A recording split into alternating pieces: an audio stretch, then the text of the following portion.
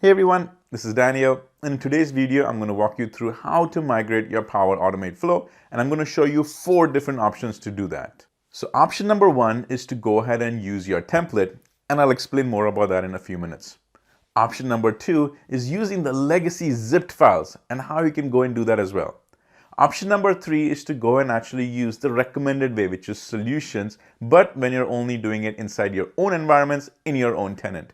And option number 4 is also using the recommended solutions, but across tenants, because there's some subtle differences between the two, and I'll walk you through that as well. So stick around, there is a lot to cover and is useful for both the new Power Automate users and for those who've been doing it for a while, because let's face it, everybody has to do this migration at some times. But first, here's my intro video.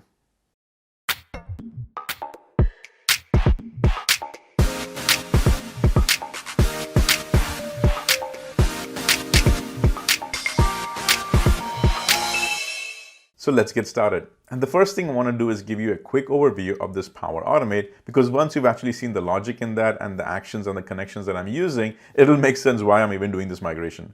So here we go. As you can see, this is a Power Automate flow for approvals, a travel request which is submitted using a SharePoint list and an approval is kicked off. So when you will actually take a look at the flow itself, you will actually see the few connectors that are involved over here.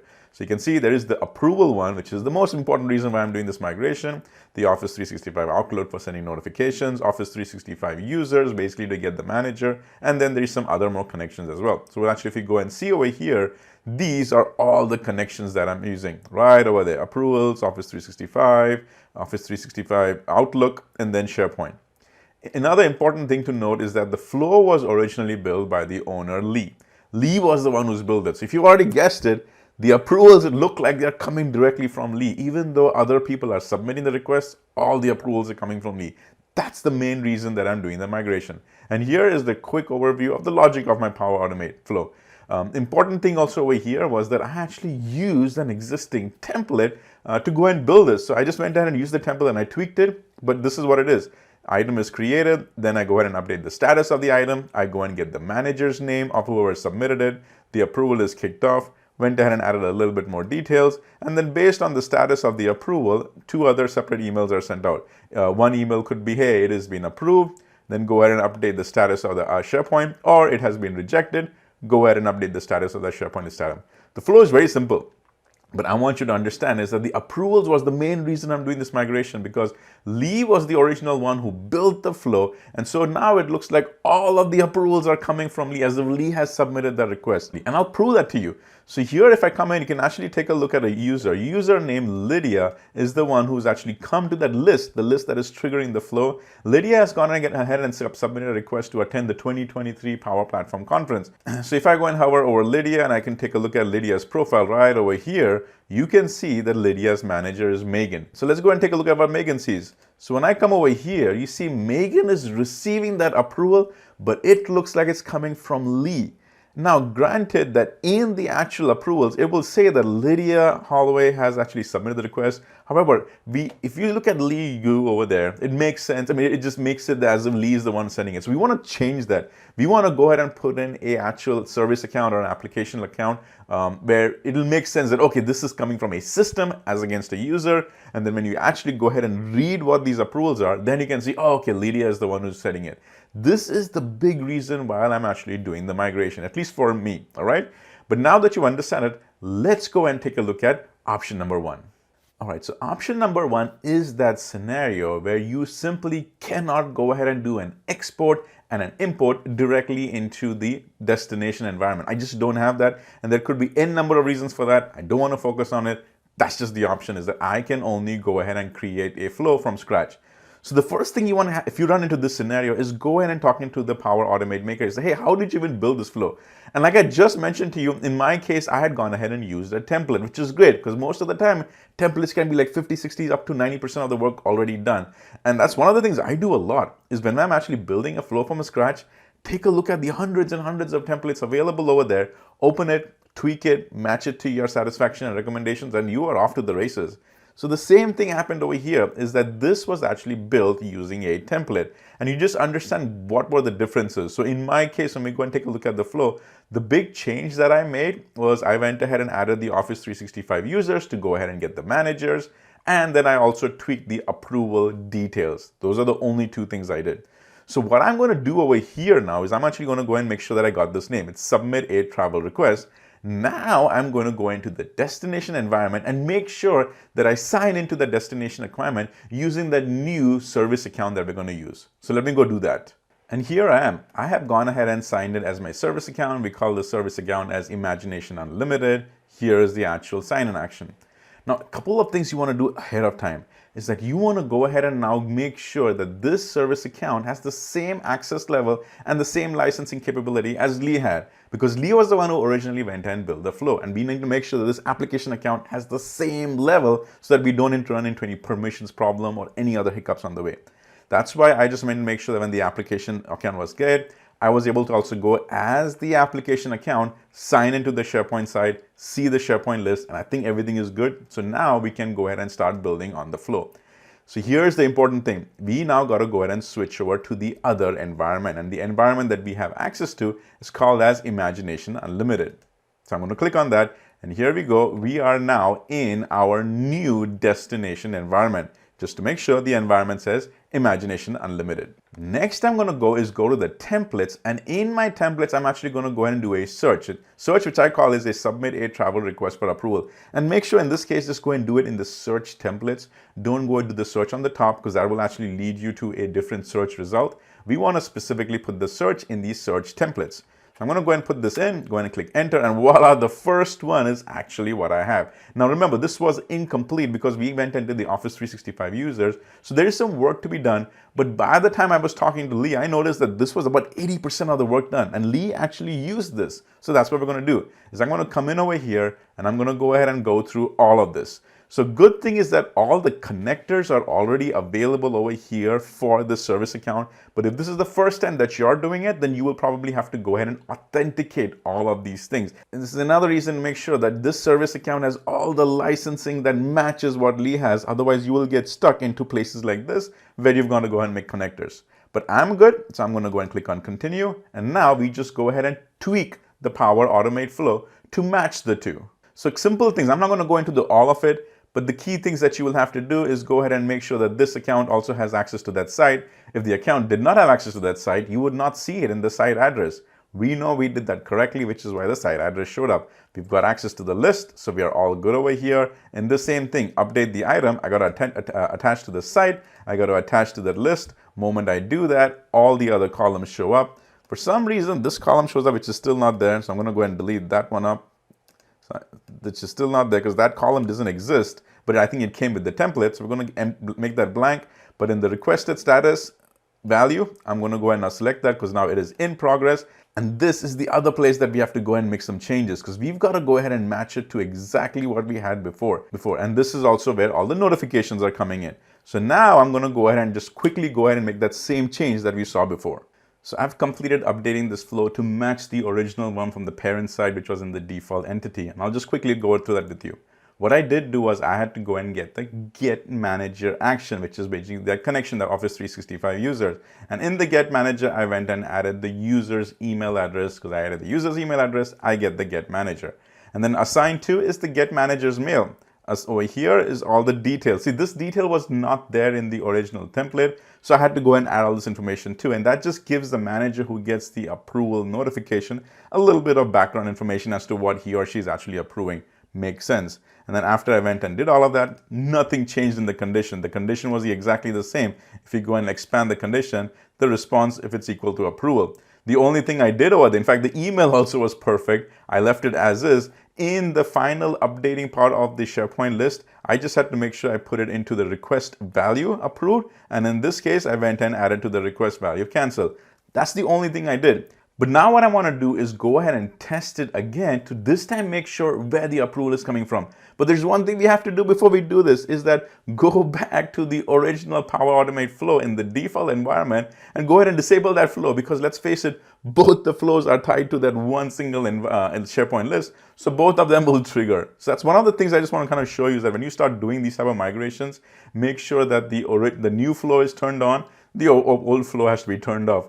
One of the things we could just forget, but I'm just giving you reminders, right? So I'm going to now go back as the original user over here, which is Lee. This is what it is. I can just show it to you that Lee was over here. So I'm going to go back again into the default environment. I'm just going to go outside this flow a little bit. And over here, I am going to go ahead and turn the flow off. That's the one thing. See, right now it's turned off. So it actually gives me this error, but you and I know that it is actually turned off. Next, let's actually go back to that SharePoint list as the original user. So Lydia is the original user. So now I'm actually going to go ahead and submit another request. I'm going to also go and say the 2023 Microsoft 365 conference. And I'm going to say, great place to learn about M365. The requester, well, that's me. So I'm going to just go and add my name, Lydia, over here. Destination, it's also in the Las Vegas. So I'm just going to add Las Vegas over here. Convention, I'll just randomly pick whatever it is. This one is always usually in December, so I'll just put in December 1, 2023, and I'll add a few more days to that. December, say 4, 2023. Airlines, I'll go and just randomly pick one, Southwest Airlines, whatever that is. The airfare, for me, it's usually about 500. Hotel, I'll just randomly come with 1500. Actually, not hotel. Hotel is going to be at the MGM Grand, so I'll select the MGM Grand and hotel. And that looks good. So I'm going to go and click on save.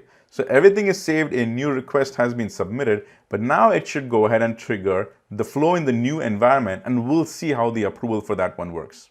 Perfect. So in the new flow, and I know it's the new flow is because I've logged in as Imagination Unlimited and it's in the new environment, I can see that the flow has triggered off and now it is running. Running basically in this sense means that it is in the pending status for an approval. So let's go and actually take a look at what Megan has received. So if I go over here, I have signed in as Megan. This is Megan.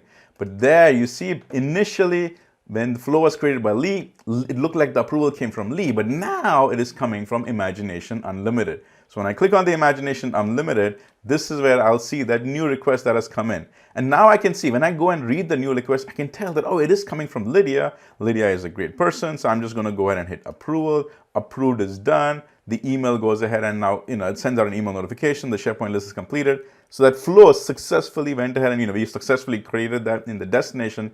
But the most important thing was this is one of the things I had to do anyway for the approval.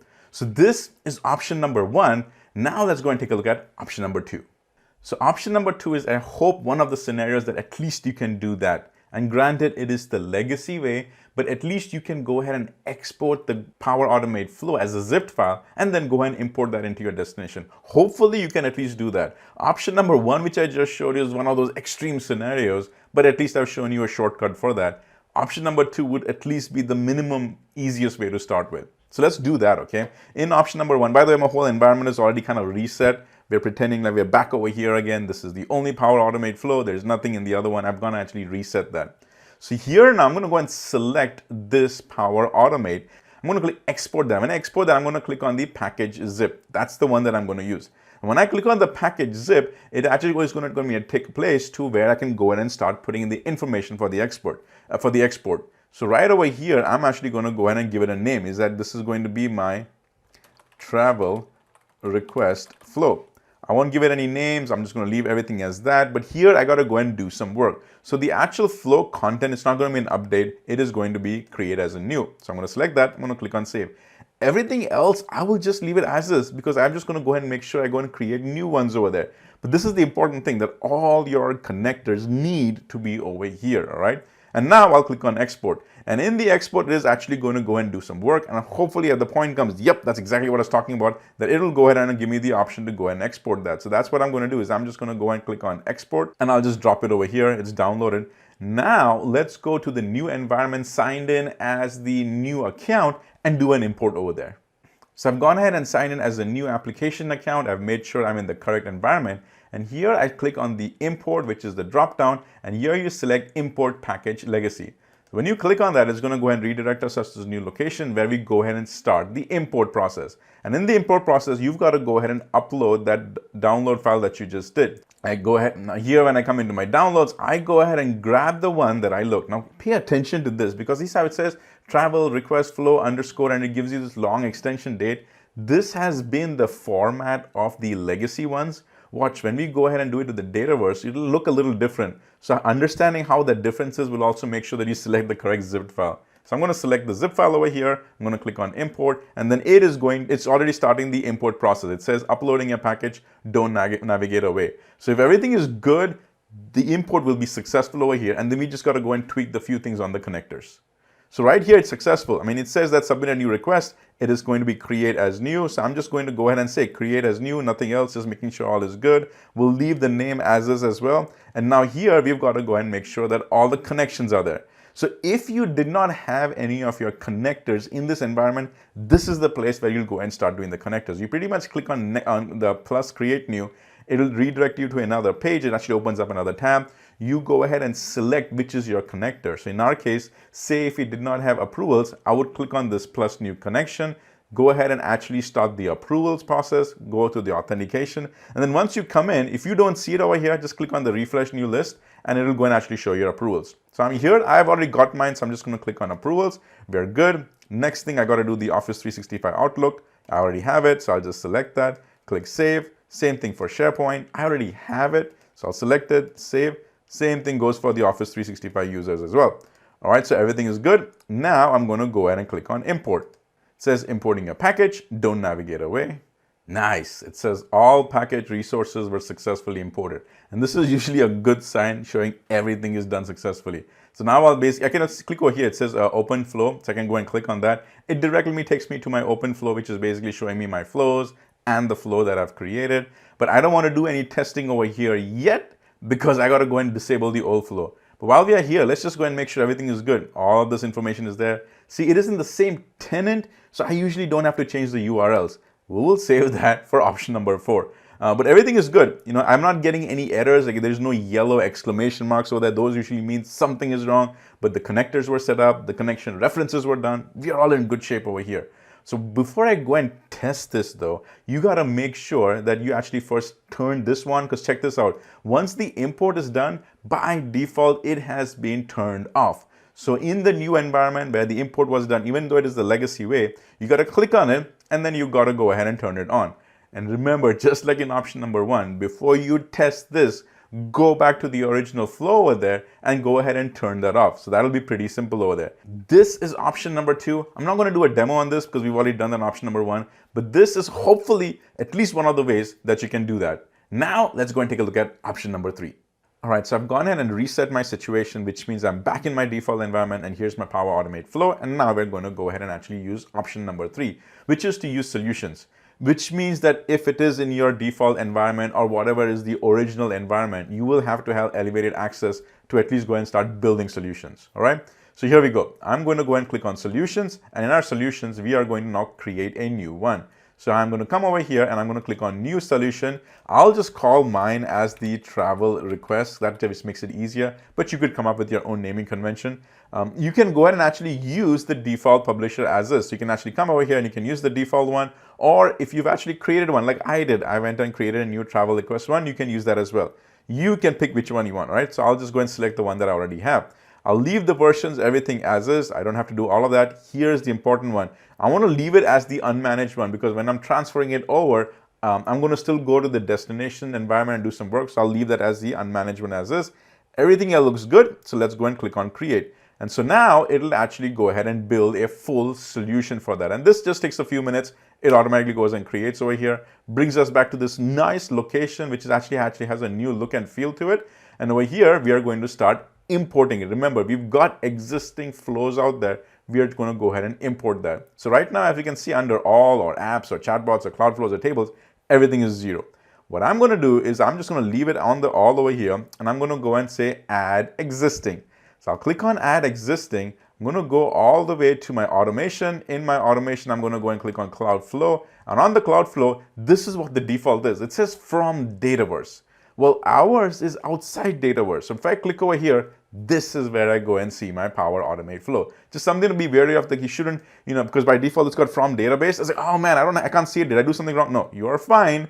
It's just defaulting to from Dataverse. Ours is outside Dataverse because we use SharePoint list as a connector. So I'll just select that, click on add, and now it'll go ahead and add it directly into our solution. It says add solution objects, and this sometimes can take a few extra seconds. It was already done over here. So now we are good. We've gone ahead and put this information in. Our flow is in now my solution. What I need to do is now start exporting this entire solution. That's all I want to do over here. I don't have to do any other work. The whole solution goes and gets built up over there. So I'm going to click on back to solutions. Here is my solution. So I'll go and select that one. And now I'll go and export the solution. So when I click on the export the solution, couple of things you want to actually do. You can go ahead and publish all your changes that you want. I didn't do any change after the fact, so I'll leave it as is. It is a good practice to go ahead and check for any issues. My flow is very simple, so I'm not going to do that. But if you've got complicated flows with lots of connectors and everything, do a check for issues. You just want to make sure that it comes up completely blank without any problems, all right? But I'll just go and click on next. Here's the important thing. I don't want to go to the managed one. This is an important thing. It's telling you recommended. But my solution, I want to leave it unmanaged because I'm just transferring it from one environment to the other environment. In the destination environment, I'm still going to be doing more work on it. I'm going to modify it. So I'm going to go and switch that over to manage. Don't leave it to managed solution.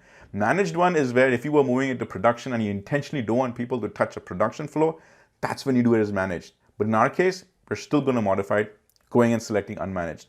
And now I just go and click on export, and there it is. It says preparing to export that. It's currently exporting solution travel request. That's the name we give.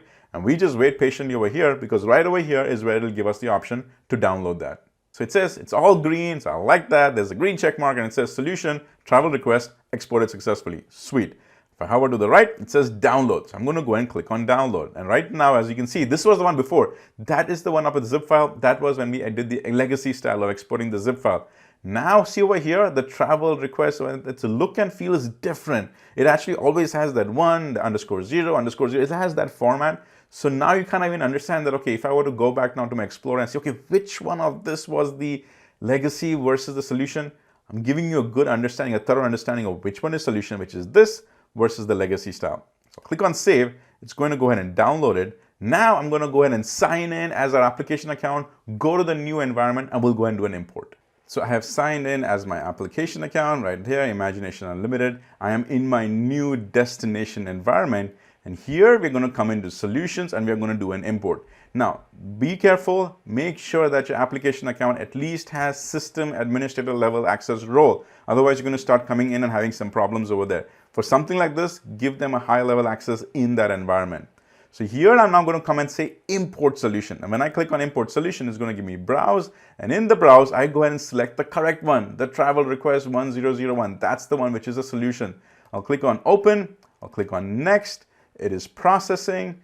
Everything else looks good. I can click on advanced. I don't need to make any changes over here. I'm also verifying that the type is unmanaged, which is what we selected. So we are good.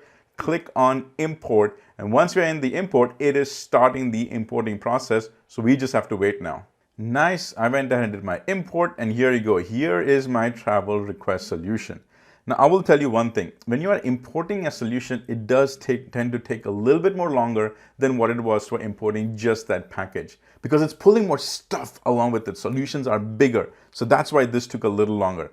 But what I can also notice is that if I go to my flows, over there, I'll actually see my Power Automate flow. See, it just came in 54 seconds ago. This is the one that it came in, and it does the exact same thing as the one with the legacy package. When the flow comes in, it will by default be disabled. So we will have to go ahead and enable that. But we will actually go and take a look at it. So first of all, it says 2 errors. Well, what are those errors? One of them is the flow is off, and you got to go ahead and do connection references. So let's actually go and take a look at it. I'm going to go into my edit, and in my edit, I've got to go ahead and fix some of the things over there. One of the things is the flow itself was disabled, so we'll go ahead and enable that. But it did give me a little message about the connection references. So let's go and fix that. Right over here, there are all of these errors. And in fact, if you open this up and expand it, each one of these actions which had to do with a connector has got an error. So if I go and expand that, it says new connection reference. So I'll just have to click on it and make sure that I've actually connected to that. There you go, it's successful. Same thing over here. In fact, now that we fixed the one on the top, this one will go a lot more faster. Then we are done over here. Same thing. In fact, we're done over here. Click on this one. We can click on new connection reference and it'll go ahead and actually create the new connector right there. That's also finished. We go to the solutions, new connection reference. That also went ahead and finished it right there. Same here, went ahead and finished it. So if you notice, we haven't lost any work. We've just got to go ahead and fix all those connections over there. This condition is just a condition, so we don't have to do anything on that. And for the SharePoint one, let's fix that. We'll click on it. This connection reference was already built from the top, so I'll just select that one. This connection also was built right from the top, so we'll select that one. We'll go and actually make a connection reference now for our Outlook connector. The moment I click on new connection reference, it will automatically go and create that. So it's done. And now over here on the right side, it will see the new one that we just created from the left. So we've created that. And now I'm going to go and click on save. So it's going and clicking on saving. The flow checker error over there has actually just gone away. And the flow has successfully been saved. We don't have any errors in the flow checker. So we are doing really good. Now I'm not going to go and test this because we've successfully gone ahead and imported that. We know it works over here. But the important things that you need to know again for the testing is go ahead and turn it off from the production side. I've reset everything back to its original situation, which means we are signed in as Lee. We are in the default environment. This is that standalone Power Automate flow that we had. It is no longer in a solution. And now we're going to take a look at option number flow, which is still using solutions. We're going to do that a little bit extra and we're going to move it across tenants. So let's start that. I'll go back to my solutions. And like I said, it's reset. So we will not see the one that we just did in option number 3. So here we go. I'm going to go and click on new solution and I'm going to call that as the travel request app. I'll just call that as over here. If you want, you can go and select as a new publisher. So I'll just go and actually select the original one that I had. All the other things are good. Package type by default is unmanaged. We'll leave it as is. We'll click on create. And so now it will go ahead and create our solution. And as you know, one of the first things we will do is we will go ahead and now import our Power Automate flow. So let's do that. We go over here to our add existing. In our add existing, we go to now our automation, Cloudflare. Oh my goodness, we don't see it. It's okay because it said from Dataverse. We go outside to the outside Dataverse, select that, and we go ahead and add that in. Now it will go ahead and add that solution object into our solution. Once that is complete, there's one more extra thing that I want to talk about. So here's our Power Automate flow. But now that we're going to move it across, I also want to go ahead and get those connectors in, to the connections. Because once we are in, we can quickly make the connection references in the destination. So here's what I'm going to do is in the add the existing, I'm going to now go to more. And in the more, I'm going to go ahead and get these connection references. So when I click on the connection references, it shows me all of them that we have over here currently in our environment. So I'll just go ahead and select them all and I'll go ahead and add them. These are the ones that we created for that Power Automate flow and they're automatically coming in. So just it takes extra 4 seconds or an extra few seconds for it to come through over here. But now we've got our connection references as well.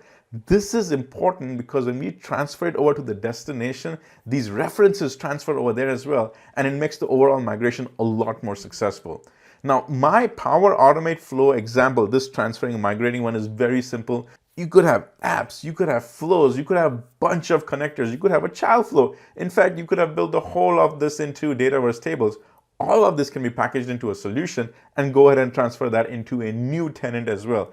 That's the best way to go ahead and do that. So now that we've gone ahead and actually build our solution, let's go and export that and import it into a whole different tenant. So here's what I'm going to do. I'm going to go now outside back into the solutions. I'm going to grab our solution, click on it, and I'm going to do an export solution. Again, you can publish it. You can do a check for issues, especially you want to go and do that. I'll skip it for now. I'll click on next. I'll go and leave it as is for that number, but I want to do it as an unmanaged. Very important because I'm not moving it to a production environment. I'm just switching over to a different environment. So I'll click on export and now it is going to prepare it. It also says currently exporting the solution. So we just have to go ahead and wait for a few minutes. Nice. The solution was successfully exported. I come up to the right, click on download, and in my download, I got to make sure that it actually comes in successfully. So I'm going to go ahead and now just say new. So I'll actually know which one it is because I've got 2 over there. And now I've actually successfully exported everything as a solution. So here we're going to now go into a whole different tenant. This is actually my personal tenant and I'm going to select this environment over here. This is still my working environment, which is why I have signed in as myself. Remember, this is going to be a production environment, then it's preferable that you actually use a service account, which has all the required licenses that it needs.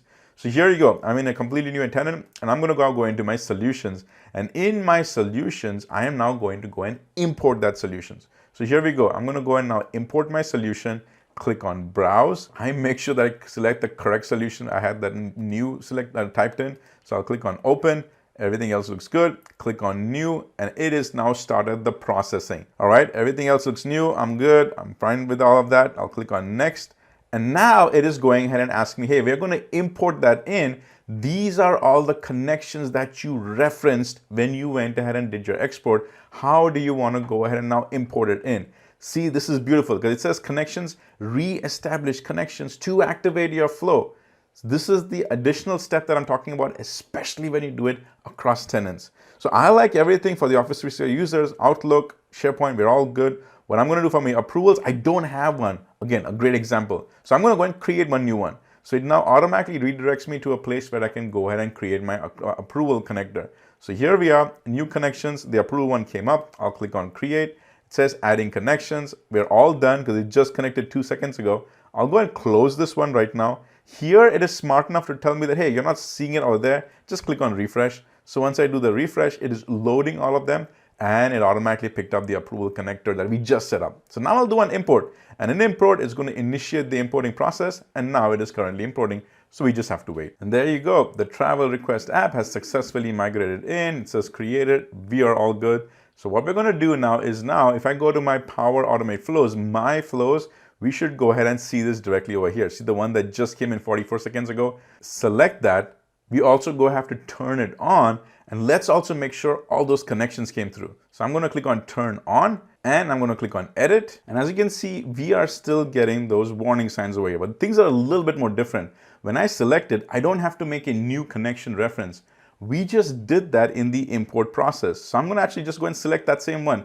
That is the one that we went and selected. So I'll now click on this out over here, and I'll go and click on my actual site. This is the site that I need. I'm going to go and now make sure I also have the correct list. So we took care of that. Same thing over here. In fact, I just got to click on this action or this step. I've already got the connection. Go ahead and make a reference to it. Change the site address and the URL. So I had to go and make sure I got the POC site. X out that list because it's just a big weird GUID. Remove that one. Go ahead and grab the approval one.